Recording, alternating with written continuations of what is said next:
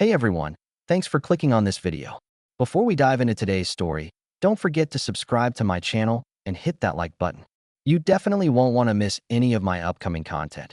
Real-life dramas can be more shocking than any Hollywood movie. Nicole sat by the window in a modest two-bedroom apartment located in an aging building on the outskirts of a small Midwestern city. The surrounding streets were lined with old houses in need of repair, and every so often, passing cars would rattle the loose windows. Nicole's father had passed away about a year and a half ago, leaving her and her mother, Linda Robertson, struggling to pay the bills. With the medical expenses from her father's prolonged illness, any savings they once had vanished. Now, the paint on the walls was peeling, the plumbing clanged incessantly, and the threadbare carpet was marked with stubborn stains from the decades before. While the wear and tear of the apartment itself was disheartening, it was the suffocating tension inside that truly took its toll on Nicole. She was just 19 when her father died from a terminal illness. Although she'd finished high school, she never had the chance to go to college. Bills piled up fast, and she took any job she could get, first as a cashier in a grocery store, then a barista at a local coffee shop, and occasionally babysitting for neighbors. Yet none of these gigs paid enough to lift them out of debt. Linda, a woman in her late 40s with a permanently furrowed brow and a penchant for dramatic size, often paced the living room in frustration.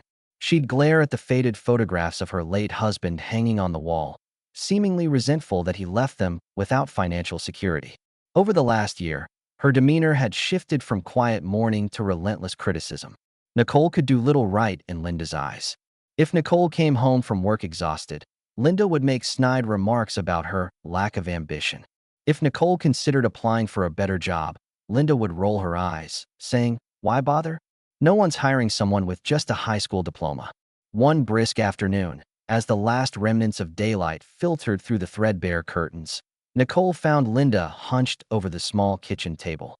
Stacks of unopened bills were spread out, forming an imposing paper fortress. Linda's expression was grim. "Look at this," Linda hissed, brandishing an overdue utility notice. "They're threatening to cut off our heat if we don't pay by the end of the week. How are we supposed to manage that, Nicole?" Nicole felt a pang of guilt, as if it were her fault alone. She tried to reassure her mother. "I can see if the coffee shop has more hours, or maybe there's a second job." Linda cut her off. "We've been over this. You barely make minimum wage. That won't fix anything long term." Although Nicole had become accustomed to her mother's dire mood, she was taken aback when Linda changed her tone entirely, as if she had come up with the perfect solution. "Listen, we can't live like this forever. Sometimes, you've got to think outside the box to get ahead." Nicole blinked, unsure of what Linda meant. "What do you have in mind?" "Marriage," Linda said flatly. "A decent, wealthy man who can shoulder these bills. That's what you need." "No, that's what we need." Nicole thought her mother was joking, but Linda's face remained serious. Nicole gave a strained chuckle. "Mom, it's not like I can just snap my fingers and find some rich husband." Linda pursed her lips. "Actually, we can look around. People do this all the time. Online, in person, you name it. Just look at some of my acquaintances. They've managed to marry well, move to bigger houses, drive better cars. Why not you?" Nicole stared at the peeling countertop. The notion of marrying for money felt transactional and cheap, but the pressing reality of their financial crisis and Linda's unyielding manner left her wondering. "I don't know," she finally said. "It just feels so. I don't know, dishonest." Linda shrugged. "If it puts a roof over our heads, I call that being practical." Still, Nicole tried to push the thought away. She held on to the belief that one day she could stabilize their finances through honest work. But the more the bills piled up, the more Linda's idea began to resurface, especially when Linda spotted an advertisement for an online matchmaking platform. Soon, Nicole found herself being coaxed into creating an online profile, albeit under Linda's watchful eye. Linda insisted on picking the photos, snapshot after snapshot, retouched and curated to present Nicole in what Linda considered the most desirable light. Nicole complied reluctantly, rationalizing that maybe it wouldn't hurt just to see who was out there. She told herself it wasn't guaranteed she would even meet someone. But Linda was relentless, flipping through potential matches and reading bios aloud as though she were scanning job resumes. Some men were clearly not who they claimed to be, fake profiles or guys blatantly seeking short-term flings. Others were too young, too old, or too vague about their intentions. Time after time, Linda would groan, next, and Nicole would feel her hope and self-esteem sink. The tension in the apartment grew heavier every day. Nicole felt trapped, suffocated by Linda's insistence and the looming debt. The precariousness of their finances was like a ticking time bomb. She wondered if her mother was truly just anxious about their future, or if there was something darker in Linda's growing obsession with hooking a wealthy husband. Late one night, as Nicole lay awake on the living room couch, her own bedroom stacked with boxes of old belongings, she overheard Linda on the phone. She was speaking in a hushed, urgent tone, saying phrases like, "Finally, we might catch a break," and "I don't care what it takes, we need a real solution." A chill ran down Nicole's spine. She had no idea how far her mother was willing to go. In her mind, this was a desperate but straightforward plan: find a stable man, get married, and escape poverty. But Linda's words that night, combined with her unwavering determination, suggested that whatever it takes could mean a lot more than Nicole wanted to imagine. She wasn't prepared for how quickly life would change when someone named Alex would soon pop up on her screen, and how her mother's cunning would transform a seemingly simple marriage plan into a terrifying conspiracy she could never have anticipated. The day Nicole matched with Alex Sullivan on the dating site, she was close to deactivating her profile. She had grown tired of repetitive chats and awkward first messages. Yet, Alex's approach stood out. His initial note was polite, concise, and displayed genuine curiosity about her interests. Unlike so many others, he didn't immediately jump to physical compliments or invasive questions. Nicole remembered reading his bio and thinking he sounded refreshingly normal, a 40-something contractor who owned a small construction company specializing in residential renovations, divorced but with no kids, living in a suburban house about 20 minutes outside the city. When Nicole mentioned Alex to Linda, her mother's eyes lit up. Construction business? That sounds profitable. Are we talking big time or just a few trucks? Linda pressed. Nicole, rolling her eyes, replied that Alex owned several vehicles and employed a consistent crew, which indicated decent earnings. That was all Linda needed to hear. She insisted Nicole set up an in-person meeting. Their first date was at a lively bistro downtown. Nicole was nervous, fidgeting with her phone under the table. Alex arrived in a neatly pressed button-down shirt, jeans, and work boots, stylish enough to show he cared, but practical enough to reflect his day-to-day job. He was tall and broad-shouldered, with a friendly smile that immediately put Nicole at ease. She found herself talking more than usual, sharing little anecdotes about her father's love of road trips and how she'd sometimes help him change the oil in the family's old sedan. Alex, in turn, talked about how he'd started out as a construction worker in his 20s, saved money, and gradually built his own company, Sullivan Renovations, by focusing on quality craftsmanship rather than cheap shortcuts. "So," he said with a grin, "this might sound old-fashioned, but I've been single a while now. I put most of my energy into my business. After my divorce, it seemed simpler to focus on work than to risk getting hurt again. But lately, I've been thinking, maybe it's time to share my life with someone." Nicole nodded, absorbing his honesty. She almost forgot that she had come here under Linda's directive to find a well-off husband. Instead, she felt comfortable simply being herself, relaxed, not forced. By the end of the meal, they exchanged phone numbers. As she stepped outside into the crisp evening air, Nicole caught herself smiling, feeling both relief and excitement. The next morning, Linda quizzed Nicole at the breakfast table. "So, does he have any idea about our situation? Did you tell him about the debts or that you live in a beat-up apartment?" Nicole felt uneasy about Linda's fixation. "No, Mom, I'm not going to dump that on him right away. That's personal. We just had our first date." Linda let out an exaggerated sigh. "We don't have time to waste, honey. Men like him get snapped up fast. You need to let him know you're serious." Nicole bristled. "He doesn't even know me yet. I want to see if we get along, not throw a financial ultimatum at him." Regardless, Linda hovered over Nicole's phone whenever Alex texted, peeking at the conversation and offering unwelcome advice on how to respond. Nicole felt like a teenager with an overbearing parent, but she couldn't quite escape. Her mother's reaction to Alex was uncomfortably intense. Linda even suggested she join Nicole on the second date, just to see what kind of man he really is. Nicole initially refused, but Linda insisted so vigorously that it became simpler to agree than to fight. That second meeting was supposed to be just a casual walk around a nearby lake, something Nicole had suggested. When Linda showed up, Alex looked slightly taken aback, but greeted her politely. Nicole offered an embarrassed shrug. My mom wanted to meet you. She worries about me being out here alone. Alex simply nodded, taking it in stride. They strolled along the lakeside path, Linda peppering Alex with questions about his past, his finances, and his future plans. Nicole squirmed internally. She could tell Alex was being patient, but the conversation felt more like a job interview than a relaxed date. Eventually, Linda walked on ahead, giving them a moment of relative privacy. She's, protective, Nicole murmured apologetically.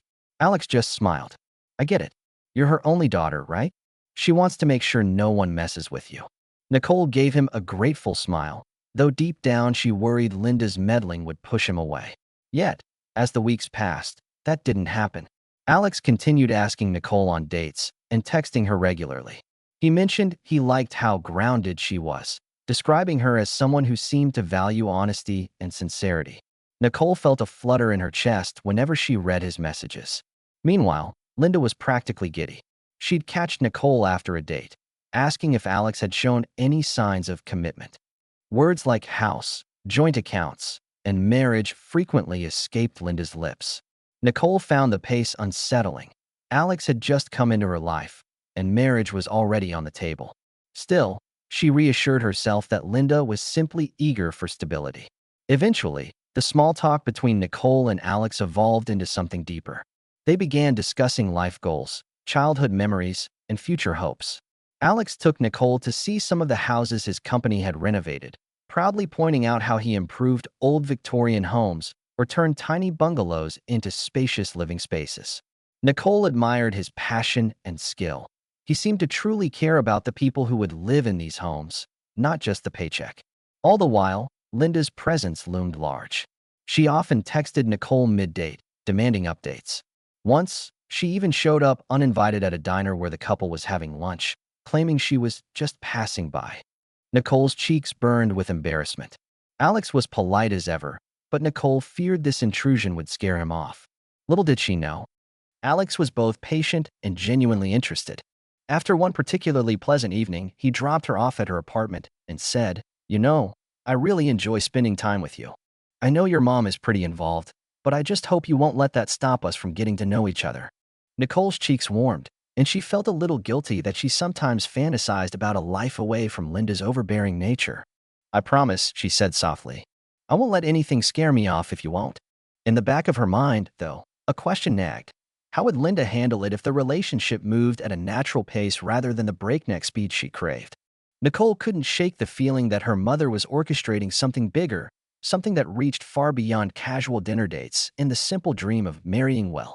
Several months rolled by in a blur of dinner dates, weekend outings, and increasingly frequent conversations about the future. Alex had proven to be steady, caring, and responsible, everything Linda was pushing Nicole to secure in a husband.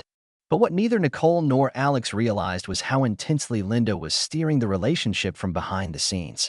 One chilly afternoon, Alex invited Nicole out for coffee and confessed that he wanted something more long-term. "I'm turning 43 next month," he said, stirring his cappuccino. "I'm in a good place business-wise, but I'm missing the personal side of life. I don't want to live alone in that big suburban house forever." Nicole felt her heart flutter with a mix of excitement and nervousness. She liked Alex, truly. He was thoughtful and sincere, and she could see herself sharing a life with him. Yet she also felt uneasy about Linda's constant meddling. It was one thing to genuinely fall for Alex, and quite another to be pushed into a marriage as some sort of financial rescue plan. When Nicole told Linda about Alex's confession, her mother practically lit up with satisfaction. "That's wonderful news. You have to move fast, Nicole. Men don't propose if they feel any doubt. Give him every reason to see you as a loyal, supportive partner. Let him know you want the same things."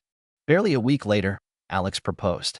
It happened in a modest, heartfelt way. On Nicole's birthday, after a quiet dinner at a local Italian restaurant, he handed her a small velvet box. His words were simple. He spoke of how meeting her reignited his hope for genuine companionship. Nicole's eyes welled with tears, and she said yes, partly out of love and partly out of relief that at least it wasn't a grand, showy performance orchestrated by Linda. News of the engagement spread quickly among family and friends. Linda wasted no time in announcing it on social media, posting pictures and exclaiming how proud she was. My Nicole is finally building the life she deserves, she wrote, next to a snapshot of the ring glinting under the restaurant's dim light. Nicole felt uneasy about how Linda made the announcement feel like her own victory, but she pushed those thoughts aside, telling herself Linda was simply happy for her. The wedding planning began almost immediately. Alex, by nature, was not fond of big crowds. He suggested a small ceremony, close family, a few friends, maybe a simple reception at a lakeside lodge. Nicole agreed wholeheartedly. She had never dreamed of a grand wedding anyway, and she liked the idea of something intimate. Linda, however, had different ideas. "You only get married once," she declared with a dramatic wave of her hand. "We need to make an impression. Don't you want a memorable reception hall and a gorgeous dress?" She also insisted on overseeing the guest list, decorations, and even the catering menu. Anytime Nicole offered an opinion, Linda would brush it aside, using the phrase, "I'm just looking out for your best interests," so often that it lost any true meaning. For a moment, Nicole felt like a passenger in her own wedding. Every floral arrangement, every color swatch, every detail seemed to be Linda's domain. Alex tried to stay uninvolved in the mother-daughter friction, focusing more on the legal side. He suggested they sign a prenuptial agreement, just to keep things clear and simple. Nicole agreed, though she sensed Linda bristle at the mere mention of a prenup. "That's no way to start a marriage," Linda grumbled.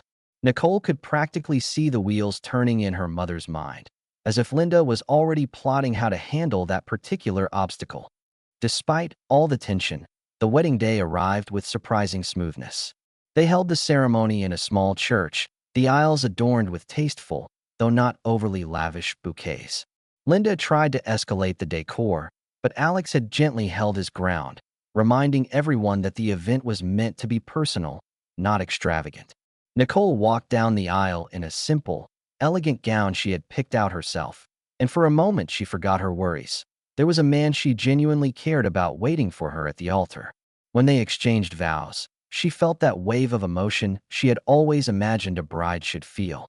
At the modest reception afterward, Nicole noticed Linda constantly whispering to guests, occasionally pointing at Alex.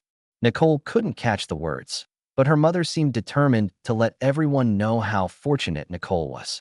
Linda's smile was borderline predatory, as though she had sealed a successful business transaction. Meanwhile, Alex mingled easily with well-wishers, oblivious to Linda's behind-the-scenes narrative. Within days, Nicole moved into Alex's spacious suburban home, a two-story brick house with a sizable yard and a detached garage that he used to store construction materials. The interior was warm and inviting, albeit a bit sparse. Over the years, Alex had furnished the place minimally, not bothering with elaborate decor. Nicole felt a thrill stepping into this new life, though a kernel of anxiety kept reminding her of Linda's deep-seated motivations. It took less than a week for Linda to begin dropping by unannounced. "I just wanted to see how you're settling in," she'd say, breezing through the front door with grocery bags or random household items. Nicole appreciated some of the help, but sensed Linda's eyes roaming every corner, mentally cataloging Alex's possessions. On one such visit, Linda pulled Nicole aside and muttered, "Listen, now that you're his wife, you need to make sure your name is on all the important documents. Don't let him corner you into being some housemaid with no rights." Nicole's stomach churned. She appreciated the sentiment of protecting herself in a marriage, but Linda's tone was more about ownership than genuine security. More alarming was how Linda scrutinized Alex's mail, his business paperwork, and anything else that might reveal assets. Nicole started feeling an itch of guilt, like she was complicit in a scheme. One evening, after Linda had left, Alex found Nicole sitting alone in the den, staring blankly at a pile of moving boxes. He asked gently, "Everything okay?" Nicole hesitated.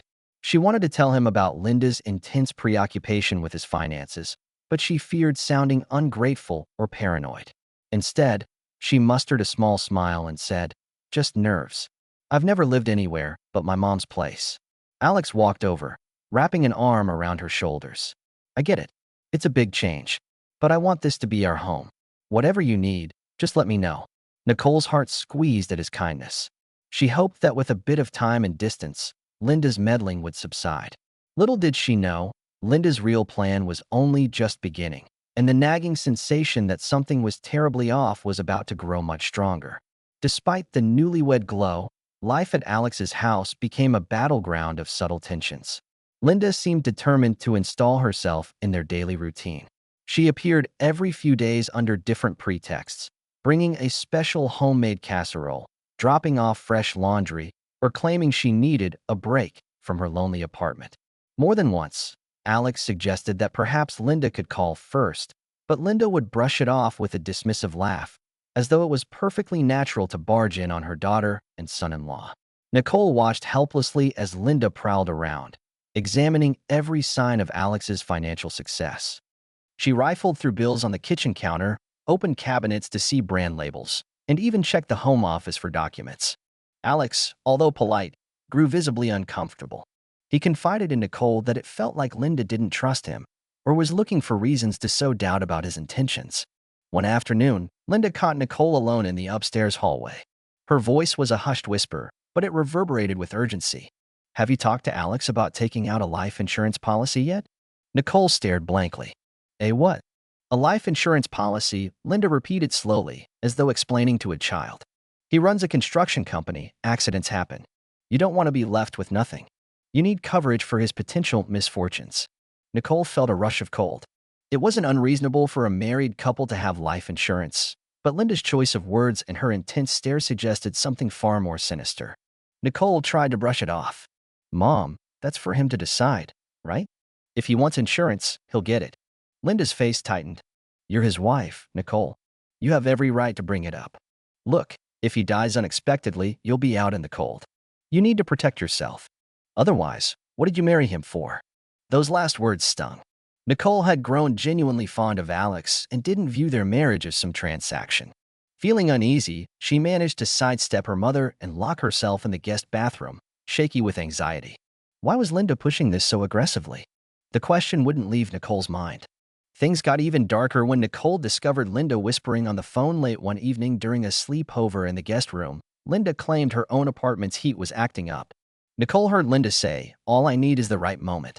Trust me, it'll look like a total accident. We just have to wait for the paperwork."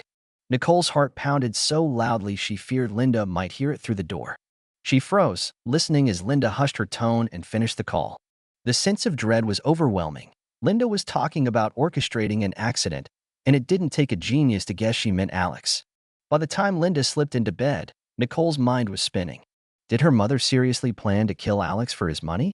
She tried to rationalize it away. Maybe Linda was exaggerating.